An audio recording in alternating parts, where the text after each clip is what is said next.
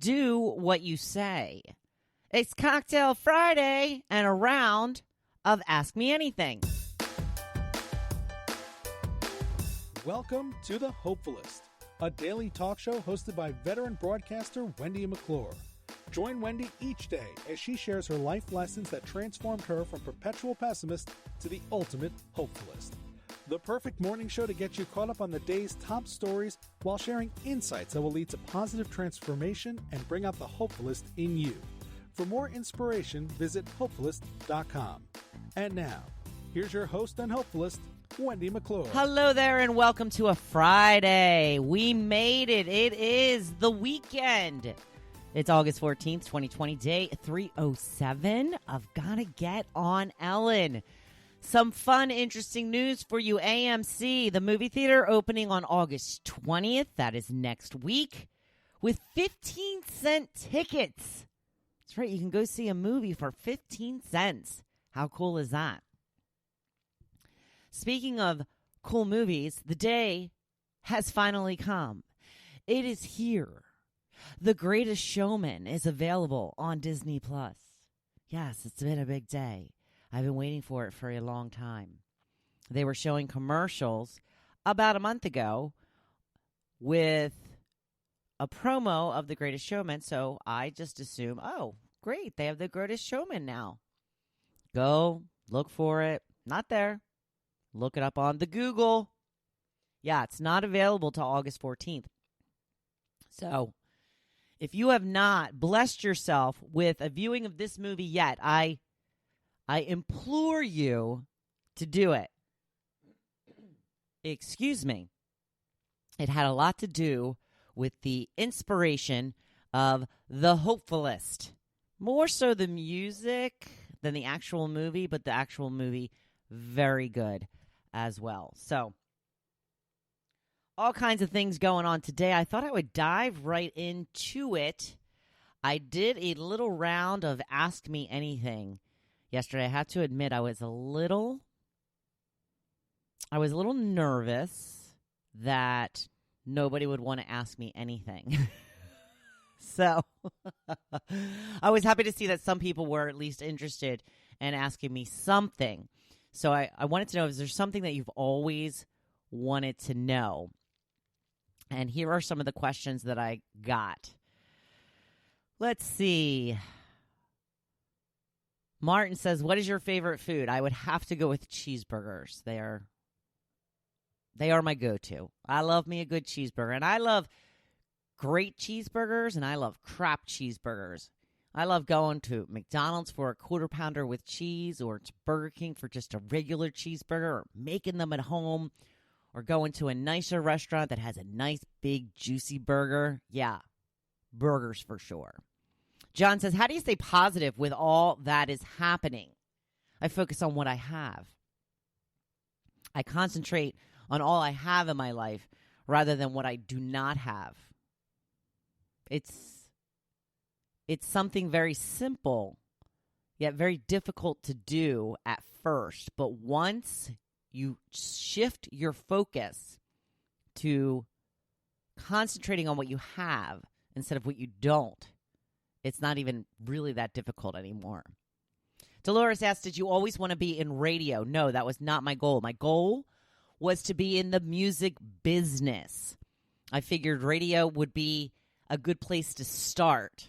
I wanted to work for a record company, to be honest with you. That was my original dream. And I thought radio would be a way to get my foot in the door, and then I kind of got stuck in radio. Don't get me wrong. I chose to be in radio. I fell in love with it. I still don't know if that was a good thing or a bad thing, but I've had a very tumultuous 25-year relationship with radio, but overall, I have enjoyed it very much. Connie says, did you have work done? And I wonder what she means, because I think it's pretty obvious I haven't had any work done. I mean, I have a lot of wrinkles, so I'm not doing any plastic surgery or Botox. I have very small chest area, so that has not been worked on. I definitely haven't had, no, I've had no work done, but I'm just curious as to what she thought I could have possibly had work done on. But I guess that's something Connie will have to tell me later. Denise says, what is your dream? My dream is to be a household name. And when I say the household name, I mean the Hopefulist. I have a dream of hosting my own conferences someday, bringing women together to realize their potential and to go after what they want. I also want to write some books. I want to keep this podcast going. My numbers are slipping a little bit this week. I don't know what's happening. Maybe some of you are on vacation. I don't know. It always makes me a little nervous, though. Kate says, I first heard you on WPST. I loved hearing you each morning on there. Thank you very much, Kate. Are you still in touch with that morning crew? No, I am not in touch with the morning crew. I did get in touch with them right after I had lost my last job to see, because ironically Adam was leaving, and I wanted to see if there was room for me to maybe come back, and it didn't seem there was. So, but yeah, we had, we're Facebook friends, but I don't even see Chris and Dave on Facebook very much anymore. Same with Newman. I had kept in touch with Newman for a number of years, but even him and I have fallen off at this point. I believe Newman moved out to the West Coast. Not to the coast, but out west. Sue wants to know, are you voting for Creepy Joe? I'm kidding, she says. Well, I will tell you this. I will not be voting for the guy who has normalized name-calling, especially in the adult realm. Patty says you look gorgeous. Thank you, Patty. I love that. Michelle says, who is your favorite sibling? Michelle is my favorite sister, and I have a brother, Joe, and he is my favorite brother. Jim says, who is your favorite cousin? I'm going to say Jim is my favorite cousin. Jim has this little game that he plays where he tells all of his cousins that they're his favorite. And I don't play games like that, although I know that I'm really Jim's favorite. Just going to say that. When Jim comes to his answer, he says, honestly, I love my vacations at the shore, always have, but the cost of living there all year has always made me think it's just a 1 week or a couple of weekends a year thing. The fact that you've made a life that you never need a vacation from intrigues me. I don't really have a question as much as I have envy. I don't think, other than the mortgage, I don't think it's that different. I'm not specifically on the island where if I had to rely on going to that supermarket on the island, they're completely and ridiculously overpriced. I go to the ShopRite here on the mainland. We are, LBI is a little bit of a different situation than most of the South Jersey towns. The South Jersey towns are a little bit isolated where it's not easily accessible to get to places outside the area or the island, so to speak. But that's not really the case here. You hit the bridge going off LBI, and there's a whole town there with everything you could possibly need. We have Target, we have Kohl's, we have ShopRite, we have Best Buy and Walmart and Bed Bath & Beyond. And, we really have just about everything that you could possibly want. When it comes to the South Jersey Shore, I think that it's a little more difficult and a little bit further away to get to a reasonably priced supermarket and all of that type of stuff. The insurance here, I think I pay less for insurance, car insurance, that is, than when I did live in Pennsylvania. New Jersey's notorious for high insurance rates. That is mostly North Jersey, thank goodness.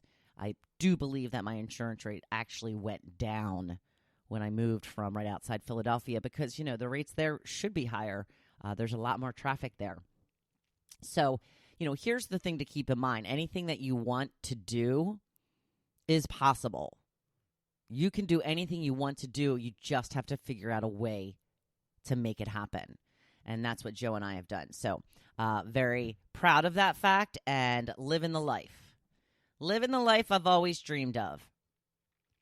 But we've made our sacrifices too to be able to live here. But, it's all about priorities. What's most important to you? Moving on to the blog post, I'm going to talk about doing what you say. Do what you say you're going to do. Living with intention includes doing what you say, especially to yourself.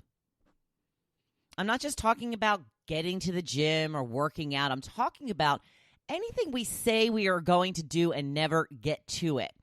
We usually keep promises we make to other people, but rarely keep the ones we make to ourselves. And a promise is anything we say we are going to do. If we don't keep our own promises, we never believe ourselves. We tell ourselves we're going to start our diet on Monday. We know that's not true because we never do. So let's make sure that stops happening. We want to believe ourselves. The first step to not breaking your promise is to not take on more than you can handle. Be realistic about what you can do each day. It's like when you start a fitness program and you decide to start running 5 miles every day. If you haven't been running, it's likely you won't make it that far. Not only that, but you'll probably injure yourself. So when you don't get as far as you hope, you feel disappointed and let down, leading you to give up altogether. Start small. Work your way up. It's the same with the new eating regimen. Don't make such drastic changes that you will be miserable and deny yourself everything you love. It's a setup for failure. I know we all want to lose weight immediately, but it's just not possible in a healthy way. Life is going to pass regardless, so take baby steps and work on one habit at a time. That way, they are more likely to stick. It's the same with your to-do list every day. Do you go over your schedule the night before and pile so much in one day that it's impossible to get through?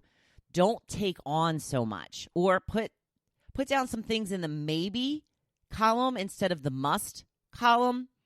That way you don't feel let down if you didn't get something done, and you actually feel proud if you get more done than you had required of yourself. Or have an ongoing list that you do what you can every day. Be productive, but don't take on too much. This is also one of the reasons I urge you to stop the snooze habit. When you set your alarm at night, you're making a promise to yourself that you'll be getting up when you say you will. When you hit the snooze 2, 3, 4 times, you are breaking your promise to get up when you say you will first thing in the morning. It is not a great way to start the day. Along the same vein, don't overschedule yourself. Don't agree to take on projects or meet up with friends if you know it's likely to put you behind schedule or cause you to cancel things. No one likes to be canceled on or put off, so try your hardest not to do it. All of these, swallowed a little bit of air there. Oh my. All of these suggestions by themselves, completely doable. If you try them all at once, it will feel insurmountable.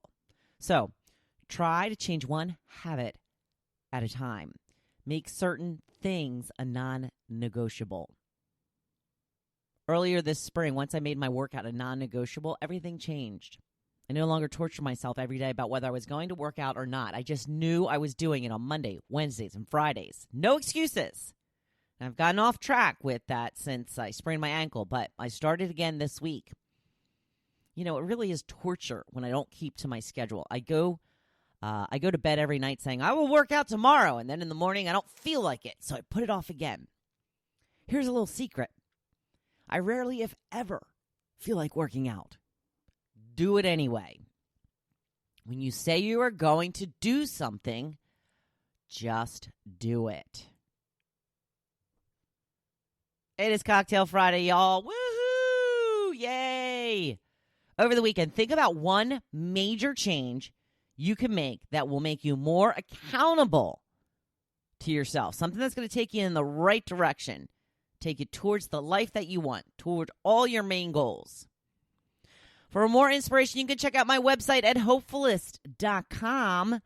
Now, go out there and be a badass today. You know I'm cheering you on. Thank you for listening to The Hopefulist, hosted by Wendy McClure.